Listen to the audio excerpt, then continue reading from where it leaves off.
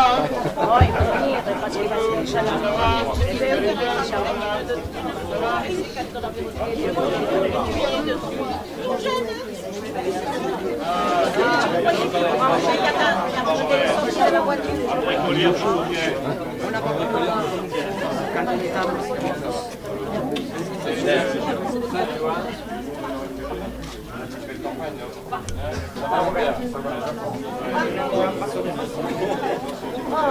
j'avais rien de l'embrasser.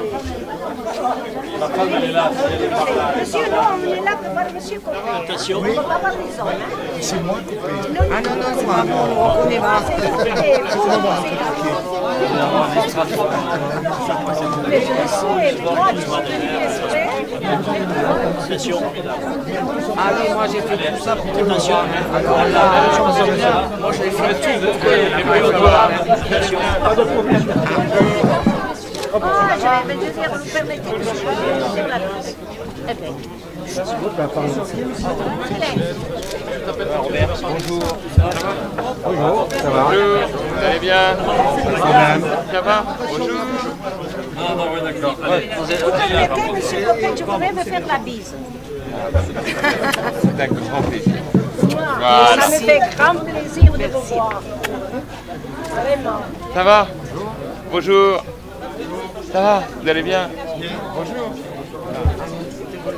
Salut à Gijan, hein. Attention, pardon. Ah, je suis contente de vous voir. Bien, chers amis, Attention. vous êtes venus nombreuses et nombreux à une heure qui est une heure un peu compliquée, mais je voudrais vous dire d'abord un grand merci. Et vous pouvez vous applaudir. Allez-y. Avec Françoise Facio, ici présente, ma suppléante qui chemine avec moi depuis 2 mandats et qui a rempilé pour un 3e.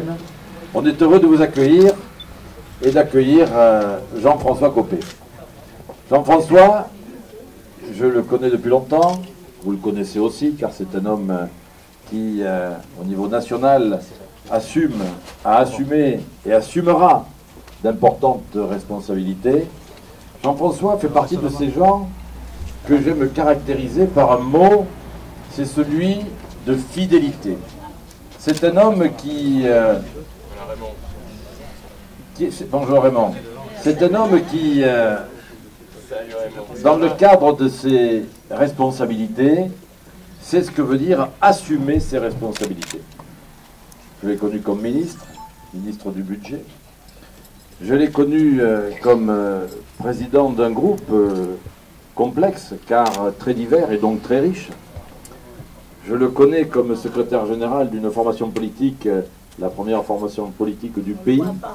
Et à chacune de ses responsabilités, j'ai toujours trouvé un homme capable de regarder les gens qui étaient autour de lui et de faire un signe. Vous savez, c'est celui qui dit « Je vous ai vu ». Et je sais que vous êtes là. Et un jour, je me rappellerai que je vous ai vu et que vous étiez là. Et aujourd'hui, Jean-François Copé est venu sur la région Languedoc-Roussillon pour accompagner les députés ou les candidats qui, sur cette terre merveilleuse du département de l'Hérault, puis aussi de l'Aude tout à l'heure, sur cette terre qui est très identitaire, très fortement enracinée dans un terroir d'une grande qualité, d'une grande richesse. Et il est venu pour nous dire, oui, je vous ai vu et je fais plus que vous avoir vu, je viens aujourd'hui vous dire que vous méritez d'être accompagné et je vous accompagne. Il y a ici Arnaud Julien, j'excuse Gilles Détor, qui avec Arnaud Julien et moi-même pouvons faire une belle tête de mêlée pour le bassin de Thau. Il y a 3 circonscriptions autour de ce bassin et nous avons déjà fait quasiment un serment, c'est celui de travailler ensemble pour l'intérêt de ce bassin, qui est un bassin extraordinaire. Il y a Élie qui va emporter tout à l'heure Jean-François vers les terres bitéroises, qui lui continuera à œuvrer avec moi et avec d'autres sur le thème de la viticulture par exemple, ou celui des rapatriés pour lequel il s'est particulièrement mise en œuvre et il a beaucoup donné. Et je voudrais lui dire là aussi, grand merci Élie pour ce que tu as fait à ce titre-là avec un groupe d'études au sein de l'Assemblée nationale. Il y a également Gilles Détor, que je vous prie d'excuser, je crois que je l'ai dit, mais il est sur le terrain. Il y a Catherine Secky qui est ici présente pour une circonscription qui est extraordinairement complexe, la 5e. C'est une circonscription qui est vaste, comme celle qui est la mienne, mais une circonscription qui est aussi belle que celle que moi je vais vous décrire rapidement. Et puis il y a Jean-Pierre Grand qui est le député de la 3e circonscription, qui, comme la mienne, a été remodifiée. Alors, Jean-François, je te dis un grand merci d'être ici aujourd'hui à Metz. C'est un passage qui est apprécié par les gens qui sont ici. C'est un passage que moi j'apprécie personnellement, je te le dis. Ce que j'ai dit tout à l'heure sur ton engagement, ton implication, ta fidélité, ce sont des valeurs, ça. Des vraies valeurs. Des valeurs qu'il faut savoir mettre en valeur, parce que de temps en temps, on s'aperçoit que dans notre monde d'aujourd'hui, les références se perdent, les repères se perdent, et celle-là, bien, moi je tiens à le dire publiquement, c'est quelque chose qui compte. Et ça compte car, au-delà de la fidélité, ce que je peux dire, c'est que Jean-François Copé, au sein du groupe UMP et au sein du parti UMP, il a toujours su favoriser la diversité. Et ça, Jean-François, je te le dis, et c'est l'élu radical qui te le dit. Le député radical UMP que je suis, et Françoise aussi, tu as toujours su faire vivre l'ensemble des sensibilités, et je le dis ici publiquement, je n'ai jamais eu à me plaindre sur une incapacité à parler et à m'exprimer dans la salle Colbert de l'Assemblée nationale ou au sein du bureau politique de l'UMP. Et ça, c'est quelque chose qui est appréciable et que je tiens à faire remarquer, parce que notre formation politique, elle est faite de sensibilités diverses, et c'est ce qui fait sa richesse. Et c'est ce qu'il faut, bien entendu, maintenir. Et je te suis gré, Jean-François, d'avoir su et de toujours savoir nous permettre cette expression plurielle, car le pluralisme est quelque chose qui m'importe beaucoup. Moi, vous voyez, j'ai mis « le peuple de France a besoin d'être écouté ». Car ce que j'ai constaté dans cette élection, je vais faire une analyse rapide, il y a deux choses. Un premier tour qui a permis aux gens de s'exprimer. Et qu'est-ce que j'ai entendu? Sur la circonscription qui est la 4e de l'Hérault, Jean-François, 40% de gens ont voté soit Front National, soit Front de Gauche. C'est-à-dire des gens qui ont manifesté leur colère, des gens qui ont manifesté leurs inquiétudes, des gens qui disent « écoutez-nous, car si vous ne nous écoutez pas, un jour ça se passera mal ».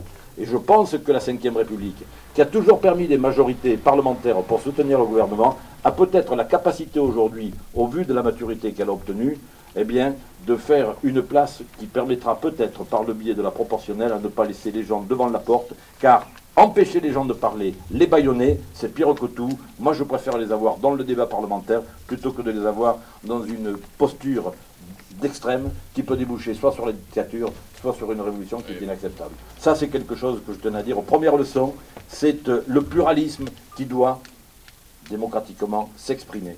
Deuxième leçon, le deuxième tour, celui qui a été élu a moins de voix que celui qui a été battu, si on y rajoute ceux qui se sont déplacés dans les bureaux de vote et qui ont voté nul, parce qu'en fait ils ont voté blanc. Eh bien, quand on voit ça, cela veut dire que le projet socialiste de François Hollande n'est pas un projet qui a obtenu l'adhésion des Françaises et des Français. Ça, c'est la deuxième leçon. Cela veut dire aujourd'hui que les Françaises et les Français ne sont pas dupes. Ils savent très bien que le projet de François Hollande est un mauvais projet pour la France. Il faudra donc donner à cette France une majorité qui permettra, avec réalisme et avec courage, de faire face à ce qui est notre défi. Le défi de la France, qui est un grand pays, mais qui a besoin, oui, qui a besoin de prendre les mesures qui conviennent et de mettre les mains dans le cambouis et de dire plus l'effort sera partagé, meilleur il sera. Et nous avions pris un certain nombre de dispositions que certains s'apprêtent à mettre à bas. C'est grave pour la France. Aujourd'hui, quand j'entends dire qu'on va donner un coup de pouce au SMIC, mais que j'entends les PME, les artisans sur le terrain qui ont quelques employés et qui nous disent on est inquiet car on n'y arrivera pas, cela aura l'effet inverse, c'est-à-dire qu'on risque d'avoir des problèmes au niveau de l'emploi. Deuxième mesure, celle qui consiste à dire nous allons revenir sur la réforme des retraites. Mais comment peut-on faire ça? Moi, ce qui m'a scandalisé pendant le mandat que je viens de vivre, c'est que sur une réforme comme celle-là, on n'ait pas été capable de s'entendre. Car quand vous aviez ça de cotisants à l'époque, et ça de retraités, et qu'aujourd'hui vous avez ça de retraités et ça de cotisants, c'est-à-dire qu'il y en a moins parce qu'on vit plus longtemps, si ce n'est pas une affaire démographique, qu'est-ce que c'est? Et ça, je trouve scandaleux que l'on puisse s'engager sur une voie comme celle-là. Et je ne veux pas continuer, si ce n'est que je voudrais quand même dire une chose, c'est que ici, sur ce territoire-là, quand on entend dire qu'on veut mettre à bas les tribunaux correctionnels pour les jeunes, hein, quand on sait qu'il y a des gendarmes qui viennent me dire à moi, monsieur le député, savez-vous que c'est la 11e, 20e, 40e fois que nous emmenons le gars dans la brigade, qu'il sort et qu'il nous fait un sourire jusqu'au nez, jusqu'aux oreilles, en nous disant, mais ne vous inquiétez pas, c'est moi qui gagnerai dans cette affaire-là. Ça ne peut pas aller, je le dis. Solidarité, on a un système solidaire, il est généreux et il est utile, mais il faudra qu'on continue à savoir et à se le payer. Travail, parce que c'est par là qu'on se réalise, et quant à sécurité, c'est le premier devoir de l'État et c'est le premier droit des Françaises et des Français et des citoyens. Voilà ce que je veux dire très rapidement, Jean-François, en ta présence, en te remerciant très sincèrement ici à Metz d'être venu pour accompagner tes candidats, et sache que tes candidats sont heureux de t'avoir et seront s'en rappeler. Merci. Merci Robert. Mes chers amis, je voudrais vous dire que je suis très heureux de passer ce moment avec vous, et que si je suis ici aux côtés de Robert Lecou, en présence de Raymond Couder que je salue, d'Élie Abou, de Jean-Pierre et de beaucoup d'entre vous, je voudrais saluer le président départemental du Nouveau Centre. Vous savez qu'on a marqué la semaine dernière avec Hervé Morin la volonté d'être ensemble dans cette période si essentielle et si difficile que vit notre pays.